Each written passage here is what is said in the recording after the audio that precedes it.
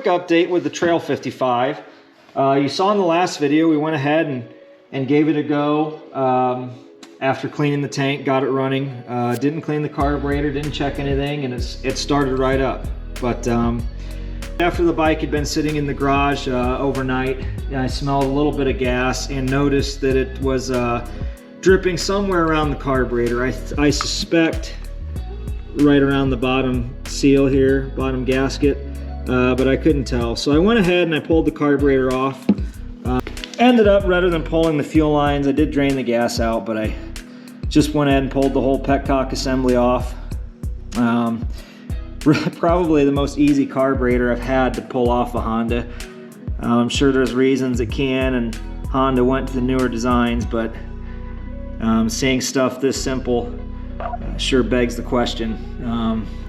Just disconnected the air boot up here, throttle slide there, 2 screws, and this whole assembly popped off. So far it's really simple. As you can see, this has your standard Petcock seal below it that you would use on a CT70, CT90, etc. And there's the float, the needle seat, and then you can see this plunger right there that forces the float down to flood the engine and act as a choke. So really simple design. That gasket's still intact.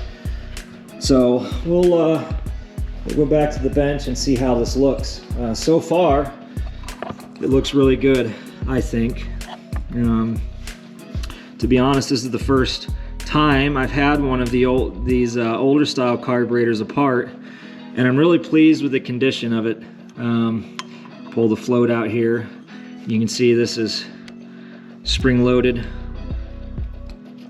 on the needle spring-loaded, so similar to the built-in spring on standard float needles. But anyway, really pleased with. I mean, that's how it came off the bike. Really clean. There's a little bit of dirt in the bottom, as you can see, but otherwise really good. I don't even think I'll put this one in the ultrasonic. I'll just spray it out with some carburetor cleaner and call it a day. But there's the float chamber. The interesting thing is, as I said, you know, it's a really simple carburetor design so far as I can tell. Here's the air adjustment. There's the throttle stop. And the funny thing is that the jets appear to be on the outside of the carburetor, so you could actually change jetting on this without having to pull it apart. How handy is that, right? So anyways, let's get to it and see if I can figure out why this thing's leaking. Give it a good clean.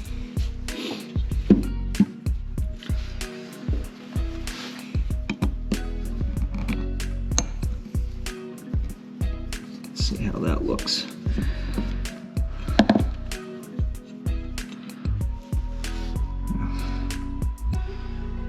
Looks fantastic is how it looks. Yeah, that's free. Jet's clean.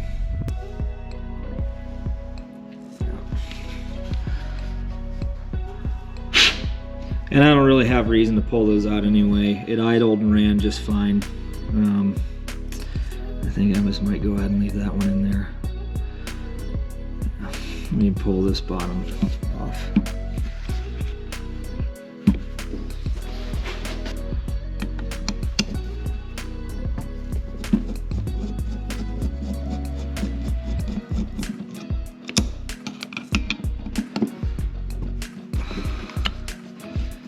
Watch that separate. Let's see what we got. Well, I suspect that's why it is. So I'll check my Petcock later, but you can see that O-ring there, and that's flattened out. So I probably need to replace that. Oh, there appears to be the low-speed jet right there.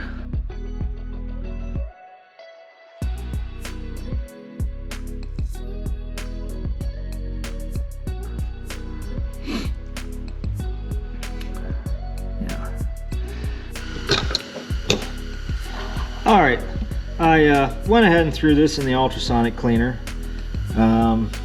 Didn't really need it, but you know, I figured might as well. It was a little dirty around the outside, and I had some trouble getting that dirt out of the bottom of the bowl. But yeah, look how nice it turned out. Still has the original, I'd call it like clear plating on the outside of it. I mean, this looks like a brand new carburetor, and it's stock. So, can't be much happier with that. Yeah. And for something being stored for, I'd say, I don't know, 5-10 years or more, that's in really good condition. But that's what happens when you keep them either dry or stored with stabilized non-ethanol fuel in them. Change, you know, run it and change it out every year. But that's what you get. So same thing with this. Look at that. So I did find a Viton O-ring that I think will fit in that nicely. I did look online, it is supposed to be an O-ring, but it's no longer available from Honda, so, and I wasn't really able to find anything. Let's see. Wasn't really able to find anything aftermarket, easily at least, but that looks like it fits pretty good, I think. Protrudes nicely, so let's see if I can get that back together. Figure out how this thing goes first, huh? All right. Make sure that's in there good. There. See that? It's a low speed. See if it cinches down.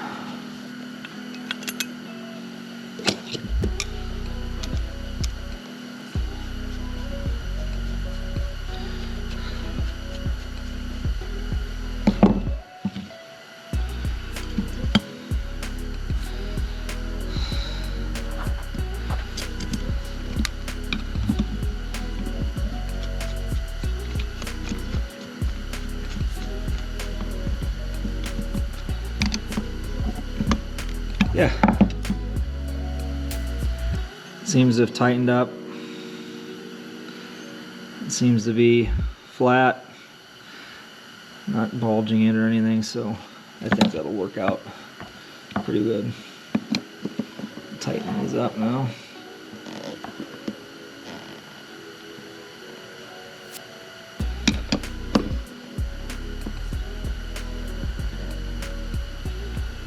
Looks good.